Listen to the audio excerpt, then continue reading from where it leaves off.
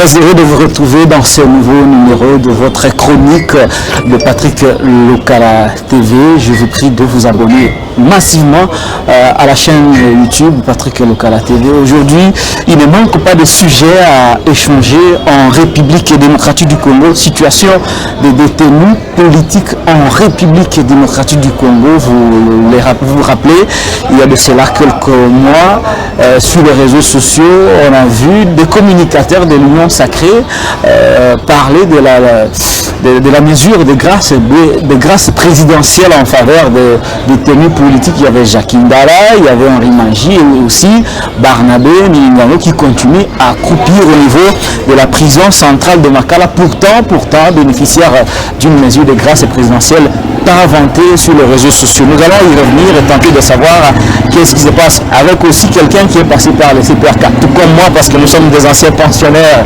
de la prison centrale de Makala. Pénurie de carburant en République démocratique du Congo, cela a des conséquences non seulement sur le prix des transports à Kinshasa, mais aussi sur les lignes d'aviation.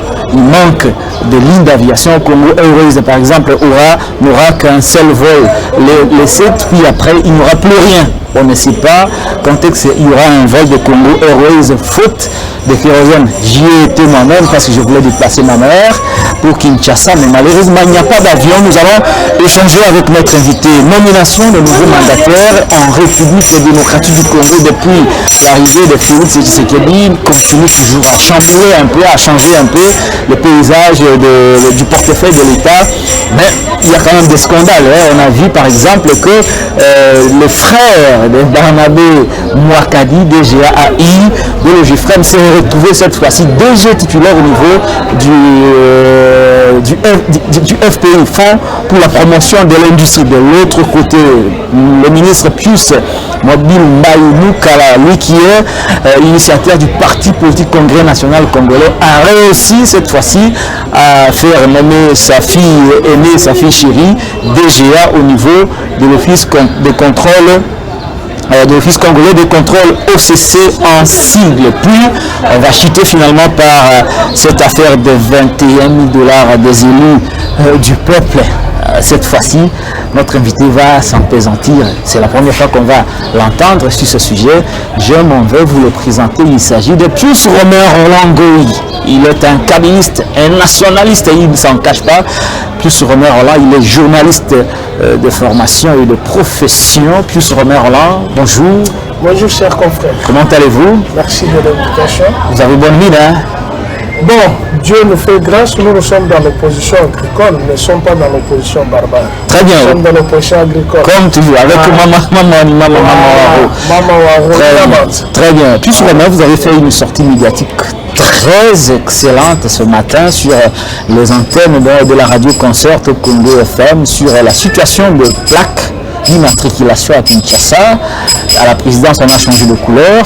Au niveau de la ville de Kinshasa, il y a des plaques pour les motocyclistes, mais il se pose des problèmes. Vous avez enquêté, on ne va pas revenir sur ce qui a été déjà dit, mais au moins, grosso modo, qu'est-ce qu'il s'est agi et quelle est la motivation de cette enquête? Oui, en fait, j'ai fait un constat. Vous savez, moi, je suis journaliste. Le premier réflexe d'un journaliste, c'est la curiosité. C'est ça que beaucoup de gens ignorent pratiquement. Un journaliste, c'est un véritable curieux. Il doit savoir qu'est-ce qui se passe pour régler les faits. Alors, je sillonne la ville de Kinshasa, je constate que les motocyclistes ont 3 plaques. 3 plaques? Oui, 3 plaques. Il y a 2 plaques minéralogiques et une plaque qui se crée eux-mêmes. Où tu vois quelqu'un qui dit voici l'homme, quelqu'un qui écrit Zambé Moutounanga, hein, tu vois les sobriquets. Même moral, hein? Oui, j'ai vu. Même moral, j'ai vu ça. Vous avez des vidéos, vous avez réuni, documenté tout ça. Moi, je ne me mets jamais dans les médias sans preuve. Vous savez, avec cette administration de Tile et Gelou, c'est une administration trop dangereuse. Il faut toujours disposer des preuves. Ce que je vous dis, même vous, même ceux qui nous suivent, ceux de la diaspora, ça sera difficile, hein, d'ailleurs je les salue en passant, mais ceux qui sont au Kinshasa peuvent aller dans les différents carrefours, ils vont constater que les motocyclistes ont 3 plaques. il y a une plaque qui répond aux normes de l'autorité provinciale. Selon l'arrêté qui avait été pris depuis 2018, qui a donné un certain nombre de spécificités que doit avoir une plaque d'un motocycliste. La plaque là comporte, à gauche, si vous prenez la plaque, vous regardez à gauche, il y a le logo de l'hôtel de ville. Et en bas, il y a le symbole du Congo, qu'on écrit CGO. Et entre le logo de l'hôtel de ville et le symbole du Congo CGO, il y a la numérotation à 8 chiffres. Et vous descendez en bas, il y a l'hologramme. L'hologramme qui est en bas de l'inscription CGO. C'est dans l'hologramme où se trouvent toutes les informations relatives au propriétaire de la moto ou au numéro de la moto. Et après vient 4 chiffres, 2 chiffres et 2 lettres. Très bien. Et en dessous de ces 2 lettres, il y a maintenant la numérotation de la plaque d'immatriculation. Ça, c'est la plaque qui répond aux normes édictées par l'arrêté de l'autorité provinciale.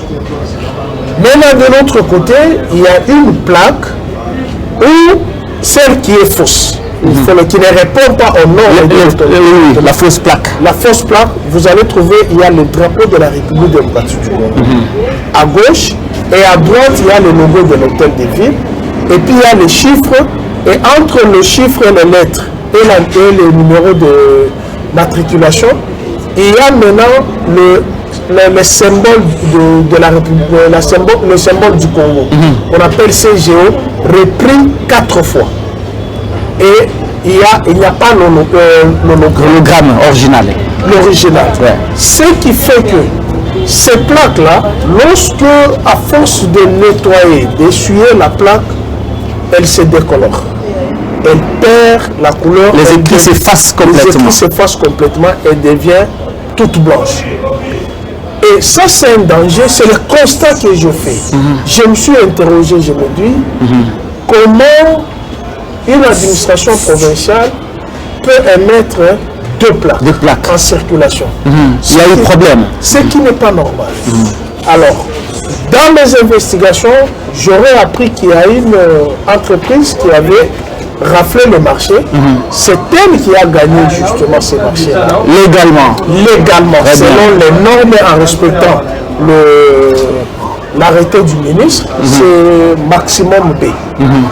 C'est cette entreprise qui a gagné ce marché. Et voilà, suite à nos recherches et à notre curiosité, nous voudrions aider en fait l'administration ou les motocyclistes, c'est que tout le monde n'est pas voyou de tous ces morceaux. Il y a des intellectuels, des licenciés, de surcroît, des pères de famille, des responsables. C'est un nouveau phénomène socio-économique qu'il faudrait encadrer par la loi. Et l'accompagnement de l'État, notamment ces motocyclistes, peuvent se regrouper en association.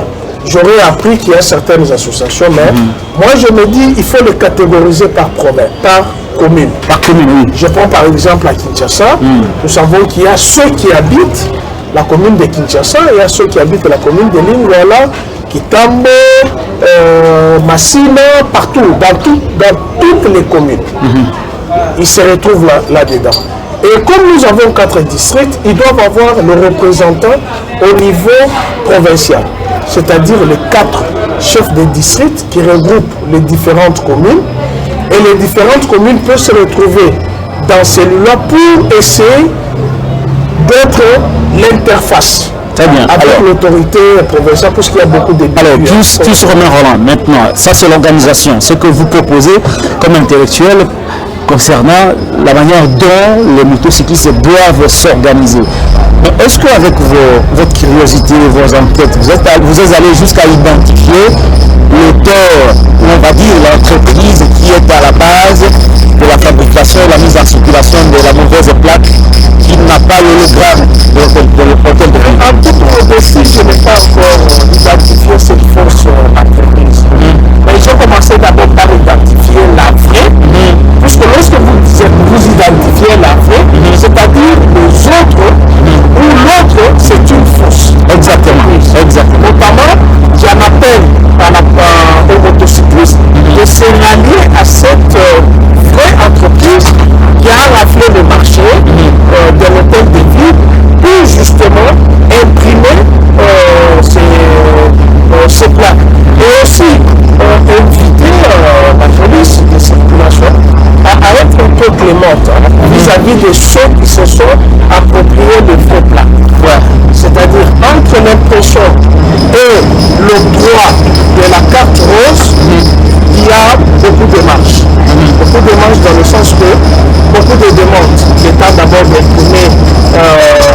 plaques, les plaques, on leur donne ce qu'on appelle les volets blancs. Les volets blancs. Même chez les usagers de véhicules, on leur donne comme une étape intermédiaire. C'est une étape intermédiaire. Alors en ce moment, il y a un moratoire, il faut accorder un moratoire et traquer justement ceux qui n'ont pas de plaques qui répondent aux normes de l'arrêté de l'autorité provinciale.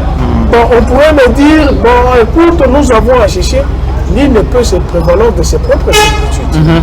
L'État a donné la nomenclature, c'est comme notre drapeau de la République démocratique du Congo. Vous savez que c'est un drapeau bleu, traversé par la bande rouge, encadré avec 2 bandes jaunes, avec une étoile à sa gauche. Non, vous ne pouvez pas dire, puisque c'est le drapeau de la République démocratique du Congo, j'ai mis 2 autres étoiles. Là, ça ne sera plus notre drapeau. Là, ça ne sera plus notre drapeau. Ça sera un faux drapeau. Voilà, donc la norme, c'est que l'arrêté de l'autorité provinciale stipule que la plaque doit avoir le logo de l'hôtel de ville à gauche, avec les symboles du Congo CGO qui le précède au milieu avec la numérotation en 8 chiffres et en bas l'hologramme avec 2 chiffres, 2 lettres et la numérotation de la plaque. Très bien. Alors en dehors de ces 2 plaques identifiées, l'original et la fausse, il y a d'autres plaques, on va dire manuelles, hein? Manuel, des gens qui écrivent des noms. Les motocyclistes, et même comme s'organisent. je t'ai montré. Même Morale, par exemple, voici l'homme, il y en a plein. Présentons nos excuses pour ces désagréments de bruit. Vous voyez, on est pratiquement au niveau, on fait un tournage extérieur, on s'est dit tous en terrain. Tous en terrain, tous au tamboula. Ce qui fait qu'on ne va pas empêcher aux voisins qui font leur chantier d'exécuter les travaux. Mais nous nous concentrons sur l'émission. Alors, le plus Romain Roland, est-ce que en dehors de passage médiatique pour dénoncer, c'est une bonne chose, avez-vous prévu de rencontrer non seulement les motocyclistes et leurs associations, mais aussi l'autorité urbaine qui se trouve être le gouverneur de la ville de Kinshasa, ou soit ces ministres qui ont la charge du secteur des transports, pour leur déposer les résultats de ces enquêtes afin qu'ils en fassent bon usage? En toute modestie, j'ai rencontré que les motocyclistes. Je me suis référé d'abord au document qui est authentique, c'est-à-dire l'arrêté de l'autorité provinciale. Très bien. Avant que je n'aille le voir, il faut que j'aille le donner sur terrain pour le faire. L'enquête est en cours. Non, l'enquête est déjà finie. Ok. Puisque le constat est là. Voilà. Vous avez 3 plaques, plaque originale qui répond aux normes de l'arrêté de l'autorité provinciale. Vous avez une plaque fausse qui ne répond pas.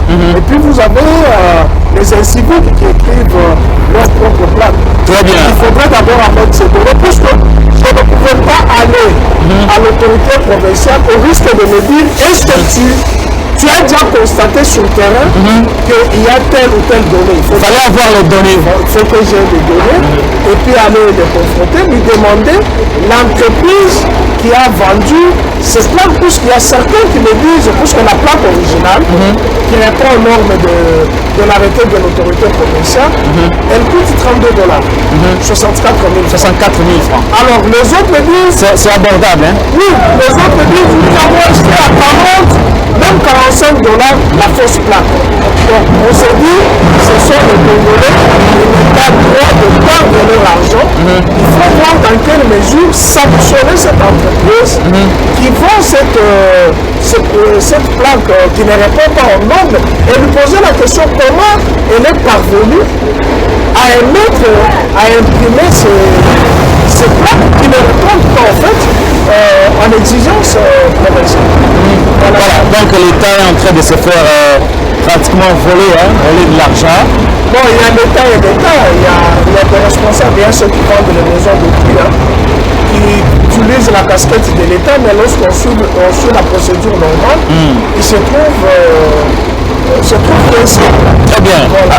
Très bien, merci beaucoup, plus Romain Roland. Je sollicite toujours l'indulgence de ceux qui vont nous suivre parce que nous réalisons cette émission dans des conditions exceptionnelles. Chus Romain l'a pratiquement pris après une longue émission sur les antennes de Top Congo FM où il a étalé toutes ces données concernant la mise en circulation de nouvelles plaques de l'hôtel de ville, mais il y a des malins qui en profitent pour faire leurs propres plaques et contourner l'État. Maintenant, il faut que l'État se saisisse, on va dire l'autorité urbaine, l'autorité de la ville, se saisisse de cette question pour établir les responsabilités et décourager tous ceux qui s'hasardent à fabriquer des plaques qui ne profitent nullement à l'État. Puis sur Romain Roland, vous avez été vous-même tout récemment interpellé dans les conditions exceptionnelles. Vous étiez en tournage, comme c'est le cas présentement, mais vous avez été cueilli puis ramené au niveau de l'amigo du parquet général près la cour d'appel de Kinshasa Gombe. Je sais que vous avez fait un récit après, mais est-ce que après ces événements, est-ce que le dossier a évolué ou il n'y a plus rien? Bon, il faut dire d'abord que je n'ai pas été interpellé. J'ai été enlevé. Il y a une différence entre interpeller et enlever. On interpelle quelqu'un, on l'amène devant son juge naturel, et après son juge naturel, on le confronte à son plaignant. N'est-ce pas? Et dans le cas qui m'est arrivé, cela n'est pas ce que les gens disent. Je venais d'un reportage. Vous savez que moi je suis journaliste de terrain. De terrain, comme toujours. J'écris beaucoup, je n'écris pas les balivernes. J'écris beaucoup et je me retrouve qu'après le reportage, j'avais rendez-vous avec les avocats. Les avocats de l'honorable Janet, nous sommes fixés rendez-vous au parquet. Si je l'ai reçu, je serai venu avec les documents pour lesquels nous sommes allés chercher là-bas. Ouais, on va organiser une autre émission sur ces dossiers. Ouais. Voilà. Et j'étais au parquet à 9h. C'était le samedi, avec notre confrère caméraman Jacques Kaboy, qui est digital. Nous étions avec lui au parquet. Et après, nous sommes allés rejoindre l'avocat de l'honorable Janet Kabila, et je préfère citer son nom, Maître Lama, que je remercie d'ailleurs pour s'être battu ces jours-là, de me faire libérer. Et pendant 2 heures, nous étions à bord d'un véhicule. On était en train de nous expliquer l'historique de la maison, puisqu'il s'agissait d'un déguerpissement, de l'acharnement contre la famille Kabila sur leurs biens qu'ils ont acquis en bonne et due forme. Mais depuis un certain temps, il y a un vent qui souffle, comme qui dirait, déguerpis-moi la famille Kabila, je te récompense. Et ces jours-là, vers 11h, je vois la Jeep encerclée, moi j'étais au milieu, la Jeep encerclée. Monsieur, vous êtes en état d'arrestation. Vous êtes dans l'enceinte du parquet, vous êtes en état d'arrestation. Je pose la question, l'état d'arrestation, pour avoir fait quoi? On descend, tous ceux qui étaient dans le véhicule, 5 personnes, moi qui étais au milieu, on descend, on met la main sur moi, mes notes. Mes notes comme si vous étiez un criminel. Hein? Comme un criminel. J'essaie de demander parce que j'ai le droit. Ce n'est pas n'importe qui peut venir me cueillir, peut-être ça peut être un bandit, je ne sais pas. Je pose la question. Les documents. Je dois savoir le pourquoi vous m'arrêtez. On me présente un document chiffonné de 2021. Un document de 2021. 2021, l'année. Je regarde le motif, imputation dommageable. Oh là là. Alors, je me dis, ça sent bon. L'Agence nationale de renseignement est là pour s'enquérir des données contre les institutions de la République et les animateurs de la République. Vous posez même des questions, est-ce que j'ai insulté quelqu'un? Ce n'est pas de mes habitudes, vous me connaissez. Très cartésien, très cartésien, moi, je très courtois. Pas. Vous respectez l'autorité établie? Je respecte l'autorité établie, mais je te dis les vérités en face. Qui choquent parfois. Et la vérité ou la vérité, c'est pas une infraction. Non, ça peut faire mal, mais ça peut pas ça peut se faire mal, mais c'est pas une infraction. Une infraction, ça peut être le mensonge, la diffamation, l'information dommageable. Mais quand on te dit la vérité que vous êtes voleur, vous êtes jusseur, vous êtes insulteur, vous êtes incompétent. Vous êtes incompétent. Ça n'est pas une injure. C'est pas une injure. Moi, je suis incompétent en menuiserie. Moi, je suis incompétent en mécanique. Je suis incompétent en médecine. Je suis incompétent en médecine, je suis incompétent en maçonnerie.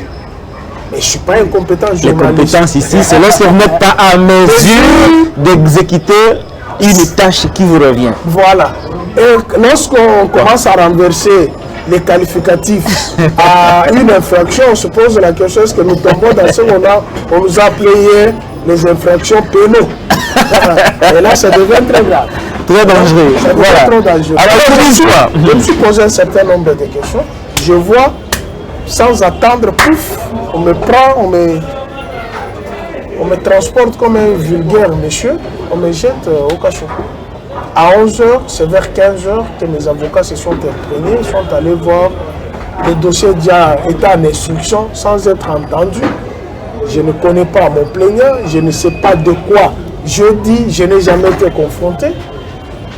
Et on me dit non, ça serait Christian Tshisekedi. Je dis pour quelle raison? Ça serait Christian Tshisekedi. Pour quelle raison? Pour quelle raison?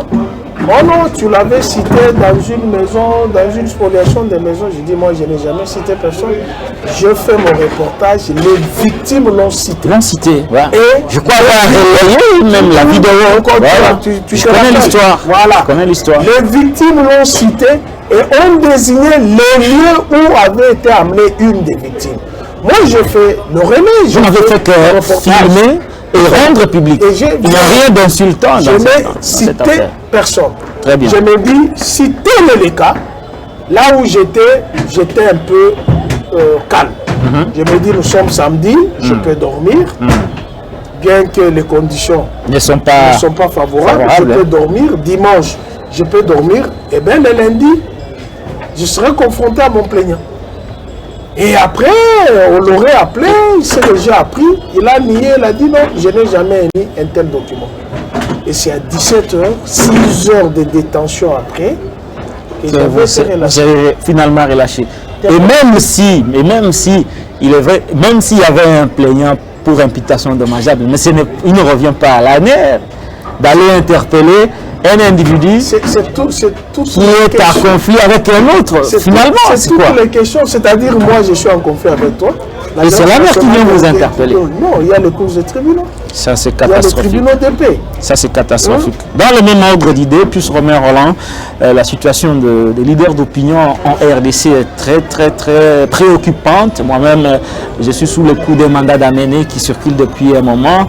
Il y a nos amis comme Jimmy Kitenge qui est en prison, sa situation n'est pas bonne, il est malade, on refuse de l'évacuer vers un centre hospitalier pour des soins appropriés. Barnabé Milingano, on nous avait dit qu'il était bénéficiaire d'une grâce présidentielle, mais depuis, l'homme continue à croupir au niveau de la prison de Makala. Est-ce que nous tendons finalement vers les musulmans de ceux qui ont un point de vue contraire à ceux qui dirigent? Non, nous ne tendons pas vers. Nous sommes en plein musulman. C'est difficile d'aller vers, c'est-à-dire l'action n'est pas encore... On y est déjà. Nous y sommes, tu as cité les noms. Des gens qui sont déjà en prison, ils ne sont pas seuls. Jimmy Kitenge, Barnabé, Thierry Mukelekele, Ngoube, il a jamais a signé en résidence de surveillé, mais il est toujours à Makala. Voilà, ils sont nombreux. Il y a Momo Monopo et plusieurs Katangais qui sont en détention. Je ne veux pas étaler leur liste qui est tout à fait exhaustive. Nous ne sommes pas vers, nous y sommes. Nous y sommes déjà. La prison centrale de Makala a été construite pour 1500 détenus. Et à ce jour, nous sommes au-delà de 10 000. Il y a la surpopulation. Il y a une surpopulation. Et les conditions de vie sont extrêmement difficiles. J'y ai été, je connais quelque chose. Je ne voudrais pas dire, parce qu'en sortant de la prison, j'ai eu à écrire 38 pages. J'ai vu, j'ai entendu, et j'interpelle l'autorité pénitentiaire. C'est anormal. Dans un pays qui s'est construit, dans un pays qui a besoin de la main-d'œuvre pour faire l'agriculture, les champs, nettoyer les routes, le terrasser, les ouvrages d'assainissement d'eau, mais vous avez 10 000 personnes séquestrées et de ces 10 000 personnes, vous avez au moins 80% des prévenus. Et les prévenus qui sont à l'au-delà de 5 ans. Un prévenu qui est à l'au-delà de 5 ans. Donc les dossiers sont perdus déjà. Dossier perdu, peut-être son magistrat est déjà décédé, peut-être son plaignant est déjà décédé. Mais vous avez un trop plein dans nos centres pénitentiaires. Je reviens sur le cas de Barnabé. J'ai été avec l'un des avocats qui l'ont traîné en justice. Qu'est-ce qu'on appelle outrage au chef de l'État? C'est un domaine qui est réservé à lui seul, le chef de l'État qui se sent lésé, qui porte plainte. Et je trouve insensé et anormal qu'un chef de l'État des États-Unis puisse porter plainte à son électeur. Non, mais Félix ne l'a pas fait. C'est toute la curiosité. Lui-même n'a pas porté plainte. Lui-même n'a pas porté plainte. Il n'avait pas porté plainte contre la magie à l'époque. Mais il y a une société civile mono-ethnique. Une société tribalo-ethnique qui s'est en chargé de ça pour se faire plaisir au chef de l'État. C'est notre frère, c'est notre pouvoir. Ils sont allés, ils ont porté plainte contre Barnabé. Alors ce qu'il avait dit ne pouvait pas constituer une condamnation. Il y a des gens qu'on condamne par... Là seulement n'est pas le problème, mais on dit qu'il avait bénéficié de la grâce présidentielle. J'en arrive... Pas inventé sur les réseaux sociaux. J'arrive d'abord à cette circonstance. Il en a bénéficié plus que le critère. Il a rempli les critères. Puisqu'il s'appelle Barnabé, il y a une société civile mono-ethnique qui est assise sur son dossier. Donc, on attend tout simplement ces 3 ans. Il lui reste pratiquement une affaire. Il a fait 22 mois déjà. Il lui reste pratiquement une affaire de 14 mois. C'est un homme, il a déjà fait un grand parcours. C'est un combattant, je le salue là où il est. Mais qu'on sache que ceux qui ont fait des Barnabé prisonniers ne rendent pas la vie facile au chef de l'État puisque le mandat est électif. Très bien. Là, Jimmy Kitenge, malade, l'État évacué. Jimmy Kitenge, c'est un cadre du PPRD. Un citoyen lambda. Il n'est pas dans les institutions de la République. Mais je constate qu'avec les nouvelles nominations, il y a la récompense de celui qui l'a appelé à la chaîne pour le faire accueillir. Est-ce que tu comprends? Je ne vais pas citer le nom, tout le monde comprend déjà. L'un des complices a été récompensé. L'un des complices a été récompensé. C'est comme si, fais-moi arrêter de communicateur, c'est malheureux qu'on utilise. Moi, Patrick Lokala, je préfère crever de faim que me donner de l'argent pour faire arrêter un compatriote. Hein. Je ne dis même pas un compatriote, un collègue. Alors qu'il y a un adage populaire qui dit « les loups ne se mangent pas entre eux ». Jamais. Donc, je conçois très mal, au nom de la jouissance, que je puisse incarcérer un confrère en prison, à supposer qu'il y a mort. Donc, vous allez vivre toute votre vie avec une conscience chargée. Imaginez-vous la suite. Il ne faudrait pas que nous puissions tomber dans ce que Dieu a dit au fils d'Israël. La malédiction va se poursuivre jusqu'à la 4e génération. C'est qui n'est pas souhaitable. Une génération, c'est 1000 ans, c'est 100 ans. Donc, vous allez attendre 400 ans pour que vos générations là soient maudites. Ça, c'est vrai. Vous comprenez un peu. Alors, Jimmy Kitenge, malade, dont le tweet de notre consoeur Colette Batman n'est pas encore démenti. Non, toujours pas. Moi, j'aime l'histoire. Et j'aime rafraîchir la mémoire aux Congolais. Vous vous souvenez de Christian Bayard? Oui. Qu'est-ce qu'il avait fait? Il avait débité des choses contre le chef de l'État. lui avait été demandé de rectifier ses propos. L'État juif ne l'avait pas arrêté. Non, il n'a jamais été arrêté. Et il y a des gens qui ont relayé ses propos. Mais vous avez notre consoeur, Colette Bachmann. Vivante. Vivante. Son ambassade ici, l'ambassade de la Belgique. On ne sait jamais. De tout le monde. Vous qui dites nous avons une diplomatie agissante, allez voir l'ambassadeur de la Belgique. Excellence, monsieur l'ambassadeur, votre compatriote Colette Bachmann a écrit un tweet ou un article selon lequel il y avait un complot contre Maman Olive Lembe Kabila. Maman Olive Lembe Kabila. Nous ne reconnaissons pas avoir tenu une réunion pareille. Pouvez-vous demander à votre compatriote un droit de réponse? Nous, ceux qui sont accusés par Colette Bachmann, n'ont jamais demandé un droit de réponse pour démentir cela. Mais on va accueillir quelqu'un qui, au départ, on a commencé d'abord par instrumentaliser son bailleur en lui restituant sa garantie pour chasser Jimmy de la maison. Donc c'était un coup qui était déjà préparé au départ. Et je dis à ceux qui font tous ces forfaits, le Congo n'a pas commencé avec vous, le Congo ne finira pas avec vous. Il y a eu Kasavubu, il y a eu Lumumba, il y a eu Mobutu, il y a eu Bouzé, il y a eu Joseph Kabila, il y a eu Tshisekedi. Peut-être demain c'est moi qui sera président de la République. Parce que j'ai toutes les capacités. Mais quelle sera votre attitude vis-à-vis de la nouvelle administration qui va venir? Parce que vous êtes là qu'à la chasse à l'homme. On ne gère pas la République selon les émotions, selon les humains. Où on ne confond pas la caisse de l'État à ses propres poches. Très bien. Nous sommes dans une République régie par des lois. Voilà. Les lois de la République. Mais nous avons l'impression que nous avons une justice accommodante pour les uns. Accommodante comment? Je te donne un exemple. Souffrez, je te donne un exemple. Allez-y, le dernier exemple. Vous les Bangala, taisez-vous.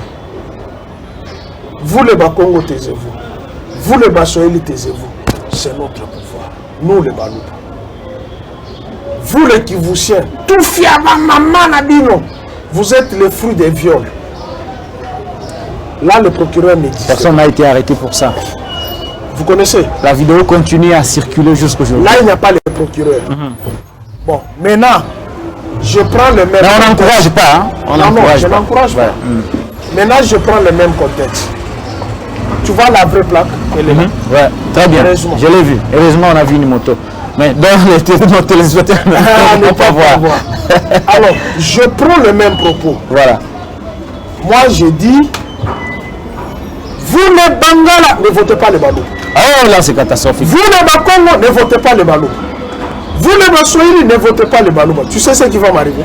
Vous serez arrêté dans les heures qui suivent par la mer. Et c'est malmené. Conseillère en communication à l'image du chef de l'État. Elle est là. La bande de clash. Ah, elle se promène.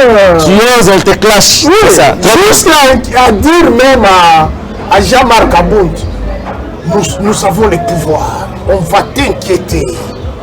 Avec fierté. Avec fierté. Vous imaginez pas. Effectivement, la situation Jean-Marc Abound, aujourd'hui, il est en train de comparaître devant la Cour de cassation. L'ordonnance de la Cour l'a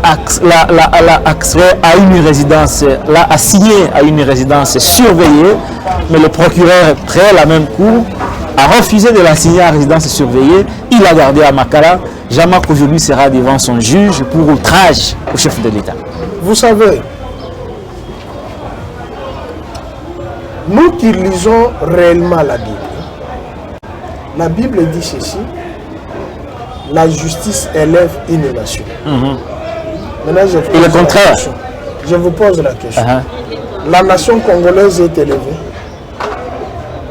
Vous téléspectateurs de répondre.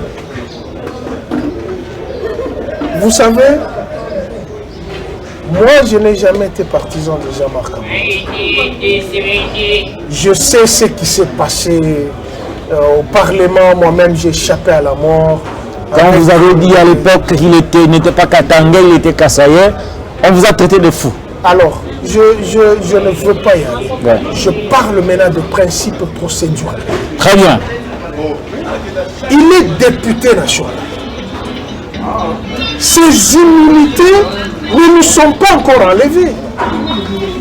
Vous savez qu'il risque de traîner en justice l'État congolais devant les tribunaux internationaux. Ce qui sera catastrophique en termes d'image et de crédibilité.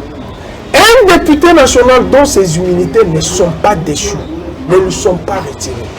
Il est en prison. Et on l'assigne en résidence surveillée. La Cour, hein? La Cour la signe. La Cour de cassation. L'assigne en résidence surveillée. Le procureur dit non. Mais il est en prison. Restez quand même à Makala. Mais il est en prison. La résidence surveillée désormais, c'est à Makala. Vous savez... En violation même de l'arrêt de la Cour. Le premier article de la Constitution donne ce pouvoir à l'appareil judiciaire. Que la République démocratique du Congo est un État souverain, indépendant, laïque et un État de droit.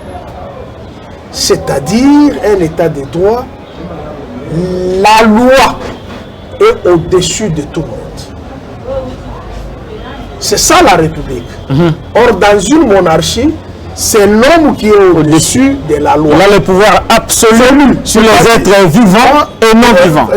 Ouais. C'est-à-dire, il peut se réveiller le matin, il rêve sa grand-mère, qu'il a chicoté la nuit, il se réveille et dit, mettez-moi ce monsieur-là à mort. Là, c'est dans la monarchie. Il a eu des problèmes avec madame, il se réveille, il dit, allez, mettez-moi ce monsieur à mort. Mais dans une république, ce n'est pas ça. Nous avons le droit. C'est la loi.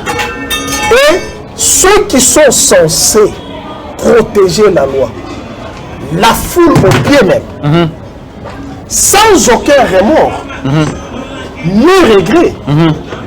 Mettez-moi ce monsieur à mort. Mais dans une république, ce n'est pas ça. Nous avons le droit. C'est la loi.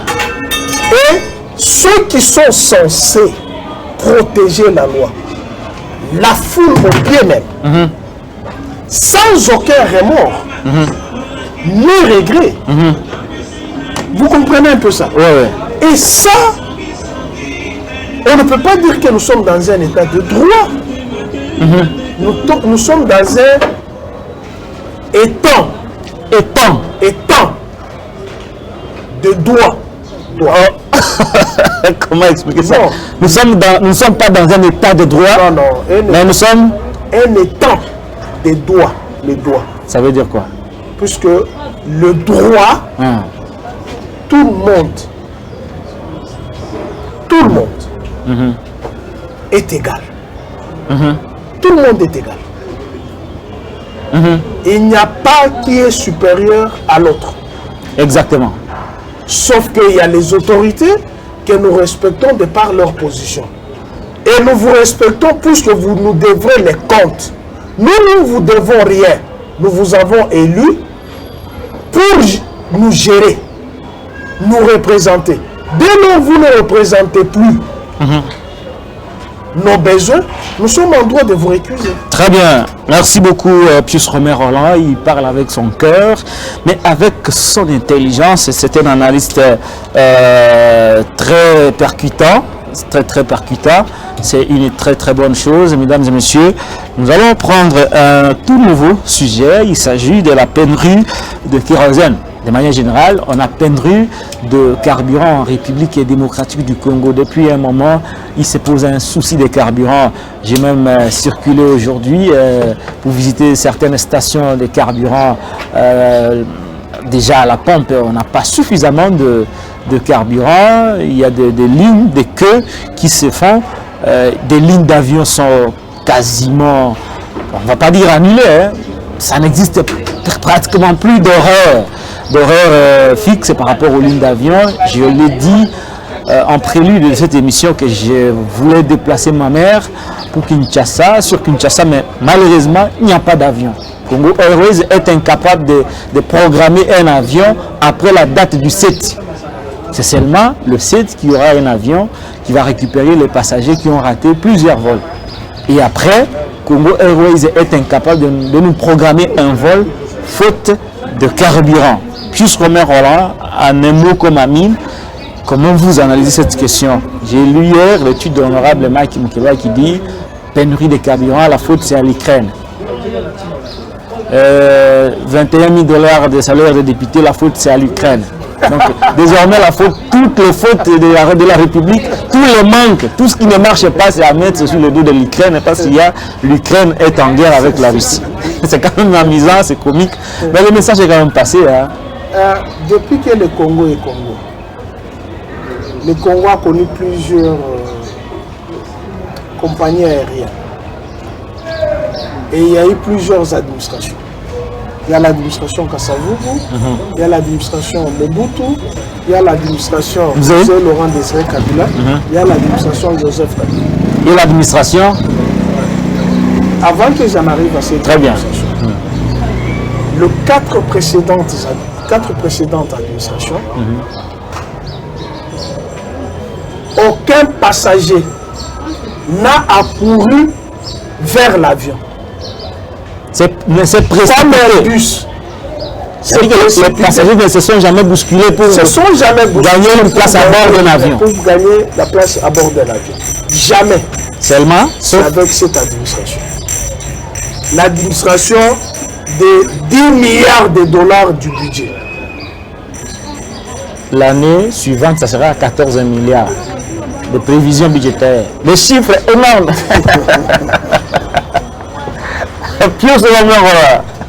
Patrick, vous savez, je l'ai dit en passant, on ne gère pas la République selon les humeurs.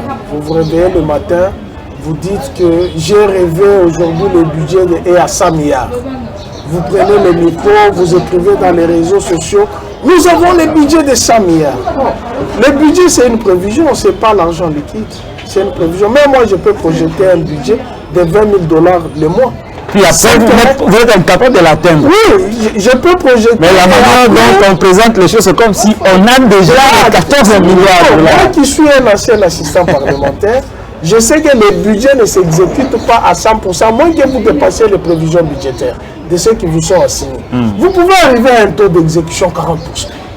Mais vous avez prévu un budget de 20 milliards. De mobiliser 20 milliards. Mais vous n'arrivez pas à mobiliser cela. Et vous tombez dans le ridicule, en fait. C'est une mise au point. Hein, qu'on voulait donner aux chanteurs de budget de 14 milliards. Aux robots communicants. Non, vous pouvez même mettre à 100 milliards, ce n'est pas un problème. Mais la réponse dans les vécus quotidiens, c'est ça qui pose problème. Ouais, exactement. Alors, ce qui se passe actuellement, c'est la conséquence de la mauvaise gestion. Vous vous souviendrez, nos 15 millions de la rétrocommission. Non, Isaac, c'est pas interdit. Ça, c'est fait. La conséquence est là. J'ai toujours plongé dans l'histoire. Et j'ai toujours dit, les Kabila ont sauvé ce pays. Les gens n'ont jamais compris. Ah, vous aimez bien les Kabila, on sait que vous êtes proche de la famille. Hein? Ils vont sauver ce pays, je vais te démontrer. On sait que vous êtes proche de la famille en plus. Je vais vous te démontrer comment les Kabila ont sauvé ce pays. Au lendemain du pillage, comment était la République démocratique, comment était le Zaïre au lendemain du pillage? Un État non-État. Il n'y avait aucune institution. Rien ne marchait. Nous sommes entrés dans une période de transition. Donc le pillage est venu trouver le Congo dans une période de transition. 24 avril 1990 au 17 mai 1997. Les 7 années-là, les acteurs politiques se sont bagarrés. Mais quelle a été la situation économique ou la situation pétrolière du Zaïre? Nous avions que 2 entreprises. Shell et Finan. Et la troisième, c'était la société d'exploitation pétrolière CEP. Je vous donne la situation réelle à vérifier si les images existent encore. Pas les enfants qui sont nés après la turpitude de 1990. Nous qui avons vécu... Nous étions encore des petits-enfants à l'époque. Hein. De l'aéroport jusqu'au pont Matete. il n'y avait que 2 stations. 2. 2 stations. Une station était au pont à Debonom. L'autre à pont Shell. Shell. Ouais. De la première rue à la 18e rue, il n'y avait que 2 stations. Une station devant chez nous sur la 3e rue et une station sur la 10e rue. Sur le boulevard, je ne sais pas s'il y en avait combien. Il n'y en avait pas.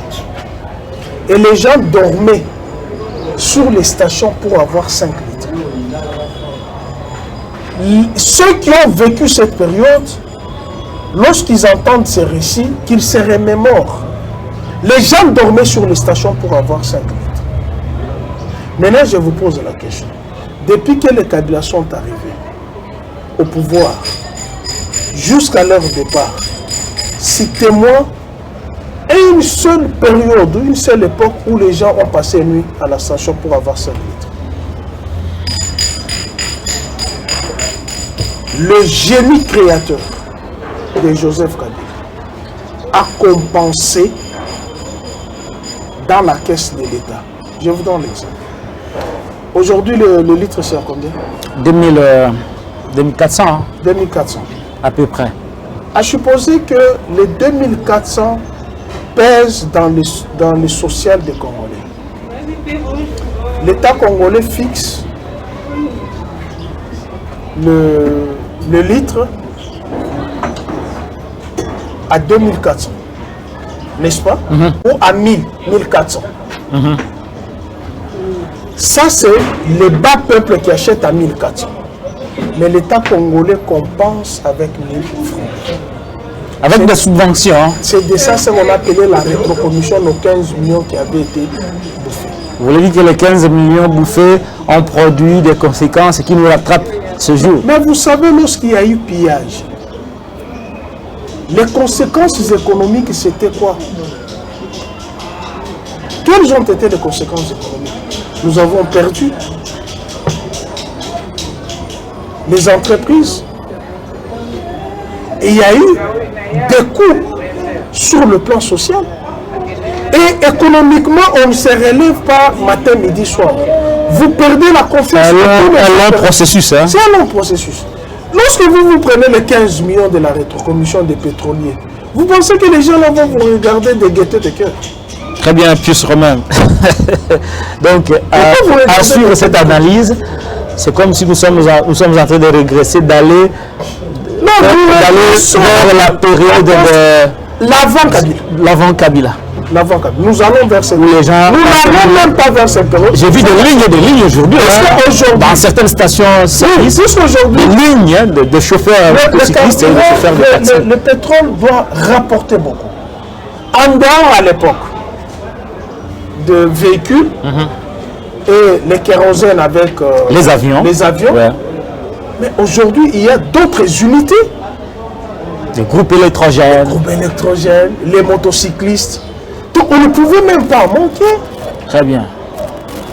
Mais j'entends certaines personnes accusées pour la cause qui leur sont propres à Kingakati. Il y a un bloc pétrolier. On dit que Kingakati est assis sur un bloc pétrolier. Et tu sais, si Kingakati était assis sur le bloc pétrolier, est-ce que c'est vrai? Marie-Olive Lembe Kabila serait très contente. Pourquoi? Mais il serait riche, c'est dans sa parcelle. Vous voulez dire que le ministre Boudimboua a menti? Non, je ne dis pas qu'il a menti, puisque la République démocratique du Congo, c'est un scandale géologique. Et qui est assis sur un bloc pétrolier. C'est pas moi qui le dis. Il y a le tableau de Mendeleev où tous les minéraux sont repris. Et on dit la République démocratique du Congo, c'est un scandale géologique. Exactement. Toutes les provinces sont des scandales géologiques. Bon, maintenant. Kingakati également. Kingakati, c'est Kinshasa, non? Bon, on revient maintenant, n'est-ce pas? À se poser en face de nous, là où se trouve l'immeuble, on découvre l'uranium. Donc, on va chercher tous ceux qui sont ici pour exploiter l'uranium. L'utilité publique. Bon, on va vers Mouchi. On trouve qu'il y a le manganèse. On chasse tout Mouchi pour exploiter. On va vers Kabinda. On trouve le pétrole. On chasse. Mais vous allez mettre la population au Rwanda ou en Tanzanie? Kingakati sur un bloc pétrolier. Si c'est sur le bloc pétrolier, on dit que Kabila était tellement visionnaire qu'il a dit non, il y a quand même une richesse ici, j'installe Kingakati. Faux. Mais le ministre a dit que pour des raisons sociales, on ne va pas aller exploiter le pétrole à Kingakati parce qu'il y a quand même un parc animalier qui est là-bas, ça aide la population. Donc, tranquillisez-vous, le régime Tshilogemu cette fois-ci a quand même agi avec rationalité. Il n'y a pas rationalité, il y a un mensonge. Le pétrole se trouve à 260 km de Kingakati. C'est vrai. C'est un mensonge. Plus Romain. Oui, on voulait tout simplement justifier son échec de la gestion en s'en prenant à une famille. La famille Kabila. Mais oui, et tu vois même tous les déguerpissements ici. C'est dans la même logique. Et c'est dans la même logique. Très bien, puis sur Romain Roland, il nous reste très peu de temps. 10 minutes, on a déjà fait 48 minutes, il nous reste que 12 minutes. Puis Romain à faire 21 000 $ de salaire aux élus. Chaque élu toucherait à peu près 21 000. Il y a eu des démentis, même des menaces de la part du cabinet Mbosso pour dire non, c'est là qui vont s'hasarder à dire quoi que ce soit, seront sanctionnés. Je vous pose cette question avec une particularité. Vous avez été un journaliste accrédité pendant une longue durée. Et assistant parlementaire. Au Parlement et assistant parlementaire de surcroît. C'est-à-dire que vous en connaissez quelque chose en matière du fonctionnement et des émoluments de parlementaires.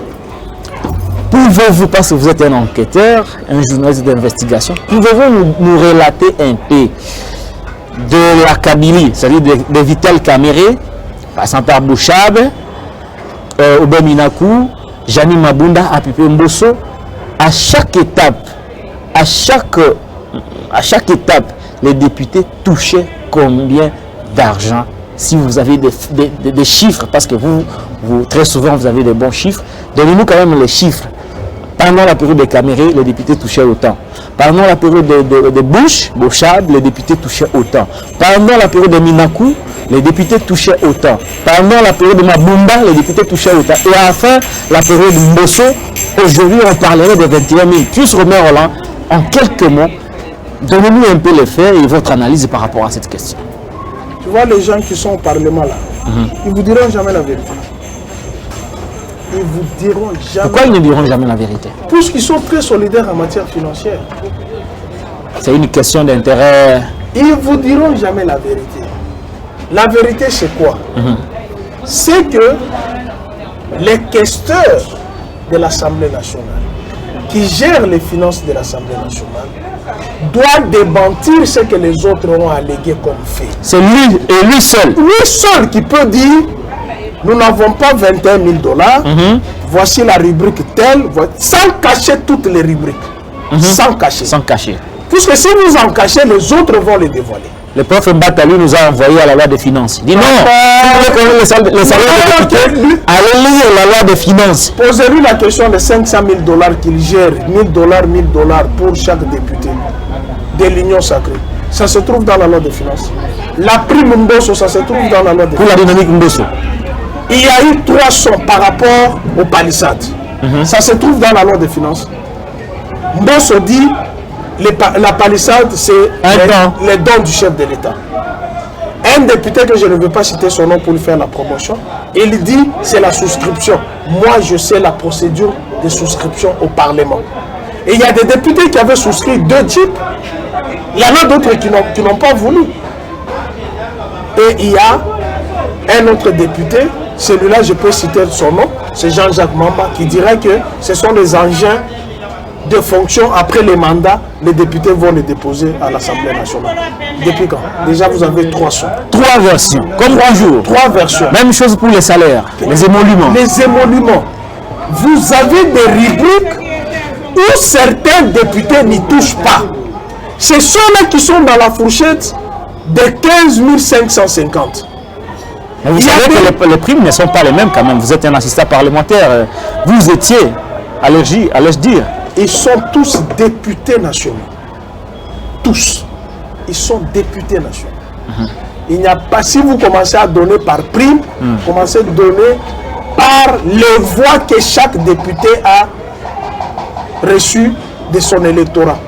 Puisqu'il y a des députés qui ont été surélus avec plusieurs voix. Il y a des députés qui ont été élus avec 300 voix. Alors, quelles cachent les différentes versions de l'Assemblée nationale? Ils ne vous diront jamais la vérité. Ils vous diront jamais la vérité. La vérité, c'est laquelle?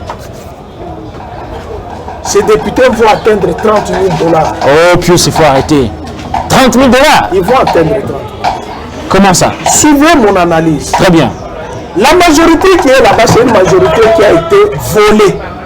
Elle n'est pas sortie des urnes. Qui a changé de camp. Qui a changé de camp. Et cette majorité, et ceux qui l'ont volée savent. La majorité qui a changé de camp. Qui a changé de camp, c'est volé en pleine législature. Parce que ça ne se justifie pas. Moi, je suis élu sur la liste de tel parti politique. Tel parti politique m'a donné tous les moyens de campagne. Mais je suis élu, je me dis non, je suis un électron libre. Non, un électron libre, c'est celui qui n'a pas été élu sur la liste des partis politiques. Un indépendant. Un indépendant. Mais toi, tu es collé au parti politique puisque même les documents qu'on t'a demandé à la CENI, tu dois avoir les logos de ton parti politique. Mais subitement, en pleine législature, non, il n'appartient plus à tel parti politique, j'appartiens à l'appel du chef de l'État, la vision du chef de l'État. Non, la majorité a été volée par le coût des billets. Et ces gens-là savent. Et vous pensez que pour l'entretenir, il faut toujours allouer... Il faut toujours entretenir puisque d'un moment à l'autre, ils peuvent changer la majorité. S'il n'y a pas de suite. S'il n'y a pas de suite, s'ils changent la majorité, conséquence, 1, le gouvernement tombe. 2, le gouverneur tombe. 3, 3, un autre gouvernement se forme. Et on perd tous les avantages liés. Pour ne pas arriver à ça, il faut, c'est notre analyse, pour ne pas ils ne diront jamais la vérité. Je ne pense pas que Delis Sanga, tel que je le connais, puisse arriver à se balivernes. Non! Ils en connaissent. D'ailleurs, lui-même, quand il défendait certaines choses là-bas, sur la loi des finances, sur la délinquance financière, on lui a retiré la parole. Alors que ce sont des choses que les Congolais veulent savoir, la gestion de la République. Alors, voici maintenant ce que moi j'appelle les Congolais. D'ici moins de 452 jours, nous irons aux élections. Vous l'avez comme Nico. Vous les électeurs, ils doivent avoir la palme d'or. Ils doivent avoir la palme d'or. Nico Faye doit avoir pour rappel. Je l'aurai demain. Je l'aurai demain. Appel national. Vous les électeurs, ne votez plus l'Union sacrée. Tout candidat qui viendra au nom de l'Union sacrée ou de l'UDPS, vous allez subir ce que vous subissez. Puisque il y a une rubrique où on appelle prime Mbosso. Il y a la rubrique logement, communication, transport, carburant. Et unité, 1 000 $. C'est ce qu'il avait dit. Tu peux te rendre compte? Pour communiquer, on te donne 1 000 $. Ah, c'est quand même beaucoup. Ils ont la base, ils ont les deuxièmes. Alors ils ont les avantages même d'avoir des crédits en banque. Ils ont même des deuxièmes. Mais le $, là, c'est incapable de payer un citoyen lambda, même leur chauffeur. Moi, je suis assistant. La situation des assistants est catastrophique. Hein? Mais tu vas prendre les 500 $. À notre époque, vous arrivez là-bas, on vous dit non, le député m'a dit de te donner 100 $. On dit la prime des assistants, dans cette prime des assistants, il y a chauffeur, il y a boy, il y a sentinelle. Du député. Oui, mais je ne veux pas parler des bureaux. Il y a le vice-maman. Le vice-maman. Bon, imaginez, et puis vous dites que le pays va aller de l'avant. Non. La distribution n'est pas équitable. L'article 58 de la Constitution est torpillé. Et si cela est vrai, moi je ne veux pas entrer dans la fourchette de 21 000 $. comme ils ne reconnaissent pas. Ils ne reconnaissent au moins qu'ils sont au-delà de 10 000 dollars. Ouais. Si vous prenez, c'est au-delà de 10 000 dollars, multiplié par 500 députés nationaux. Mais cet argent peut acheter un avion. Un avion. Mais Congo Airways ne vole pas. Kabila a laissé 4 avions, nous sommes pas un seul avion. Juste, on est à la fin. On est à la fin. C'est important, c'est important. On est à la fin. Juste, on est à la et en dehors de ça, ben, il y a une vidéo, tu connais notre confrère Fabien Kouchouani. Ouais. Tu vois ce qu'il a fait. Il a pris la vidéo de Chilombo quand il était dans... De Félix Tshisekedi. Oui, Chilombo. Le président Félix. Mais lui, il a appelé Kabila et puis Rwandais. Ça montrait l'acte de naissance. Mais on ne l'a jamais amené à la justice. Hein. C'est-à-dire, la Bible dit ce que tu veux qu'on fasse de toi, fais-le pour les autres. Très bien. Ce que tu ne veux pas qu'on fasse de toi, reprenez l'histoire. Ne fais pas contre les autres. La vidéo devient virile. Où il a envoyé les policiers et les militaires à tourner le fusil contre les responsables qui les maltraitaient.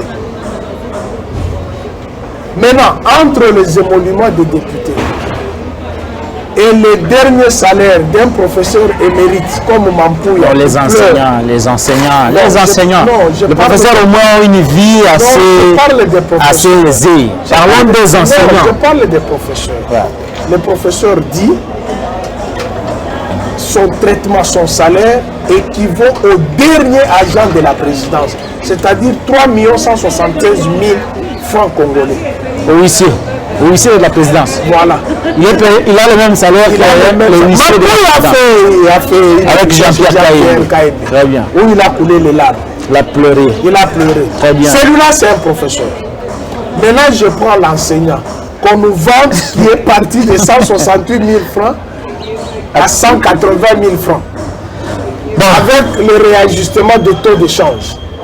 Mais si nous disons aux enseignants de boycotter l'enseignement, et nous disons aux policiers, comme eux l'ont dit hier, tournez vos fusils contre ces gens.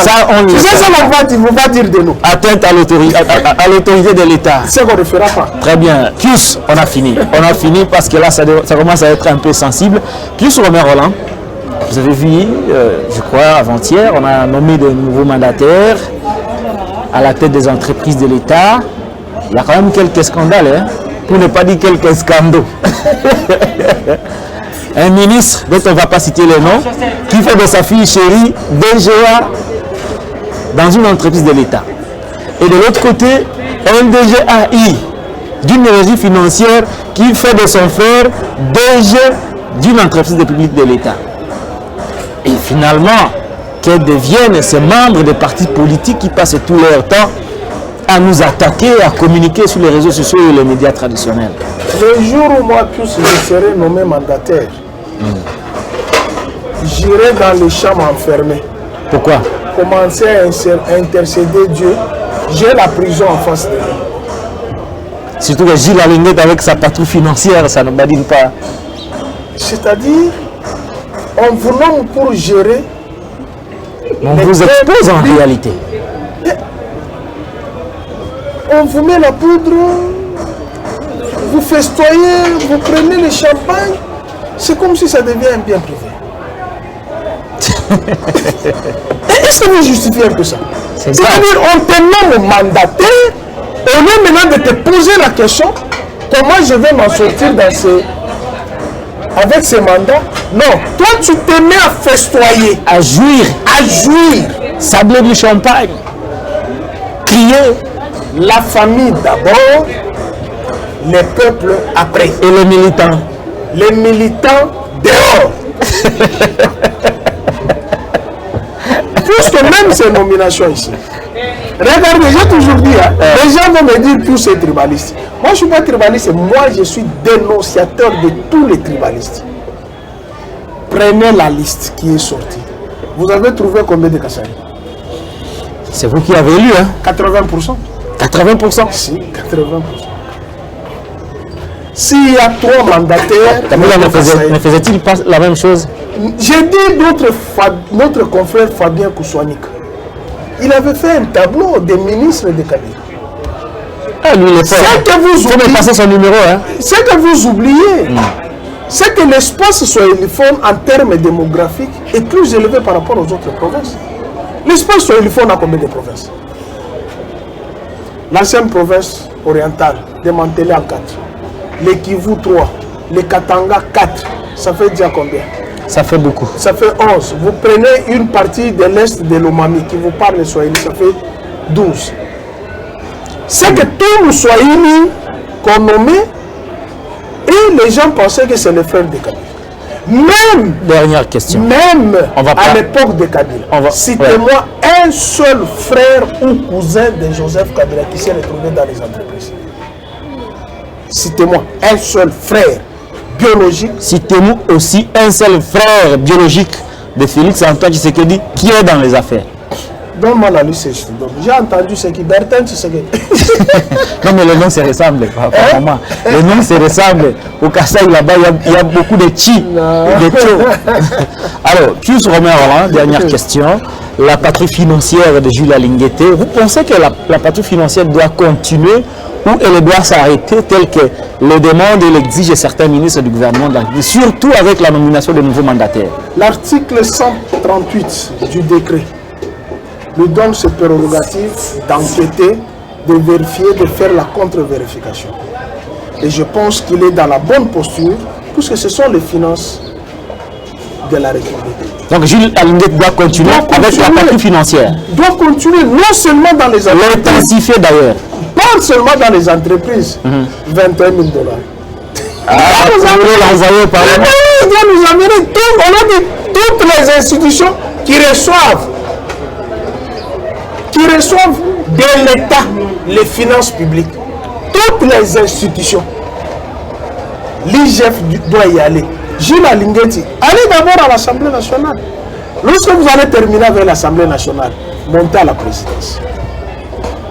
Maison civile, entreprise. Et je pense qu'il faut l'encourager. Il faut l'encourager. Ceux qui combattent la patrouille financière en tout temps. Où sont les antivaleurs? Bon, attends, Patrick. Moi, je reçois de l'État les moyens de ma politique. N'est-ce pas? Oui.